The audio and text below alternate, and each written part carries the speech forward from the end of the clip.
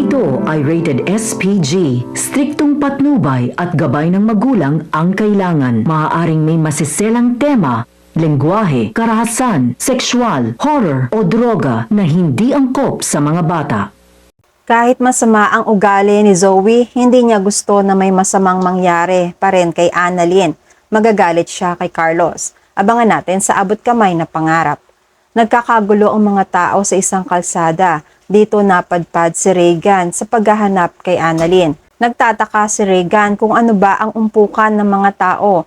Narinig niya sa bawat taong tumatakbo na may isang babaeng bangkay ang natagpuan. Kinakabahan si Regan. Hindi niya pa kayang lumapit dahil baka si Annalyn yon. Nagtanong siya sa isang lalaki kung ano ba ang itsura ng babaeng bangkay na natagpuan. Ang sabi ng lalaki ay isang magandang dalaga, maputi, hindi katangkaran at mukhang doktor. Namutla si Regan sa takot, hindi niya kayang silipin man lang ang bangkay. Tinawagan niya agad si RJ. Doc RJ, may masama pong balita. Hindi po ako sigurado pa. Naiinip si RJ sa pagsasalita ni Regan. Ano yun, Regan? Anong masamang balita? Tungkol ba ito kay Annalyn? Nakita mo na ba siya? Sumagot si Regan. Narito po ako sa umpukan ng mga tao. May isang babae raw po ang natagpuan. Natatakot po ako makita kaya hindi ko pa po nakukumpirma. Natakot rin si RJ. Sige, Regan, magkita tayo dyan. Pupuntahan kita agad. Pagdating ni RJ ay agad silang nagpunta sa bangkay. Pinayagan sila ng mga pulis na silipin ng bangkay dahil nahihirapan din ng mga pulis na alamin ang pagkakakilanlan ng babae. Unti-unti ay sinilip nila ang mukha ng babae, hindi si Annalyn. Parang nabunutan sila ng tinik dahil kumpirmadong hindi si Annalyn ang nakita nila. Agad silang bumalik sa Apex. Sa Apex, nagwawala na si Lynette dahil nalaman niyang nakidnap si Annalyn ni Carlos. Alam na rin ni Lynette na nagpapanggap lang na baliw si Carlos para makatakas sa mga otoridad. Iyak siya ng iyak. Naisipan niyang siya na mismo ang maghahanap kay Annalyn. Ililigtas niya si Annalyn. Isusuko niya ang sarili kapalit ng kaligtasan ng anak. Tumayo si Lynette at pinagtatanggal ang lahat ng mga nakatusok sa kanya. Naglakad siya hanggang sa pintuan. Pinigilan siya ni na Diyosa pero kay RJ lang siya kumalma. Sabi ni RJ, Lynette, mahina ka pa. Hayaan mong ako na ang maghanap kay Annalyn at ang mga pulis. Sisiguraduhin kong hindi mapapahamak si Annalyn. Sumagot ng umiiyak si Lynette. Pero RJ, kilala ko si Carlos. Napakasama niyang tao. Nung ako ang kinidnap niya, pinahirapan niya ako ng sobra. Hindi ko matatanggap na pati si Annalyn ay dadanasin ang dinanas ko. Napakasama niya. Iyak ng iyak si Lynette hanggang sa nawalan siya ng malay. Nagiiyakan rin ang mga tao sa loob ng kwarto. Pinaghalong awa kay Lynette at nag-aalala sa kaligtasan ni Annalyn. Sa kabilang banda, kampante si Justin sa pag-uusap nila ni Morgana. Tinakot niya si Morgana. Binantaan na sasabihin ang sekreto niyang siya si Moira sa oras na malaman ni Justin na may kinalaman si Morgana sa pagdukot kay Annalyn.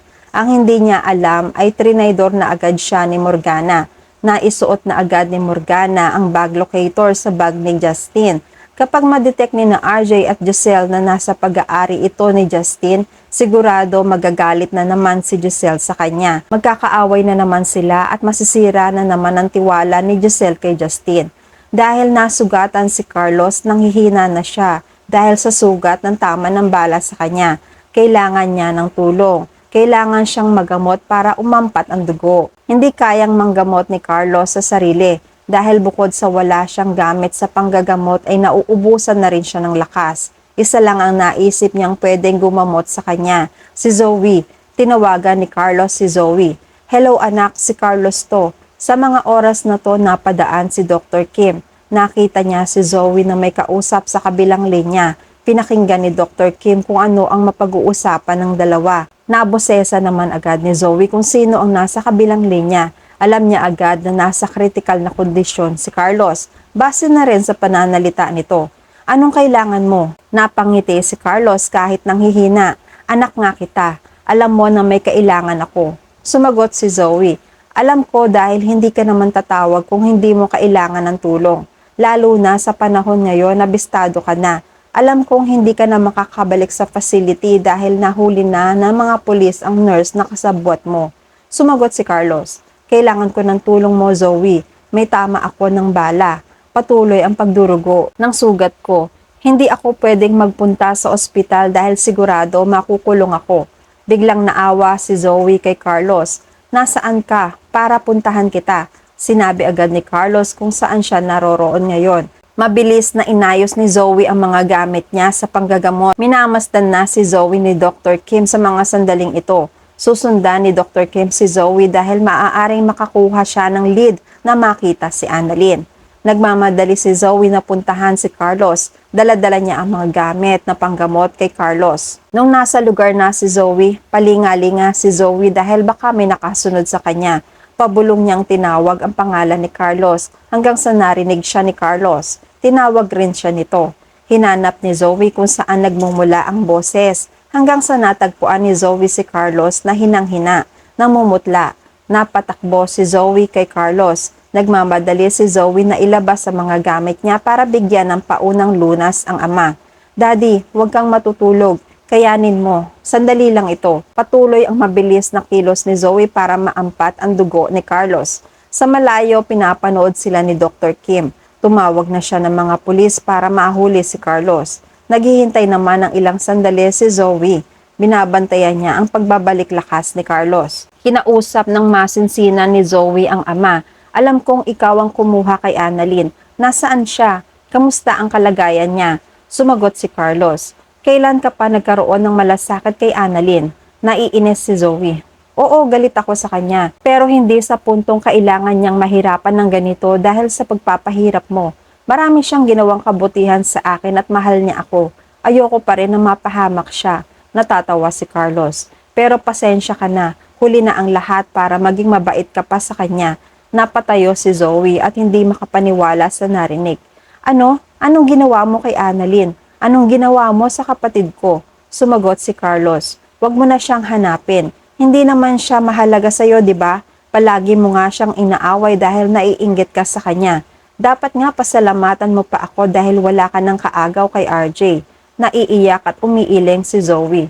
Hindi yan totoo. Nasaan si Annalyn? Napakasama mo. Ilabas mo siya. Kung hindi, isusuplong kita. Hindi naman natatakot si Carlos. Palaban din siya sa pananakot ni Zoe.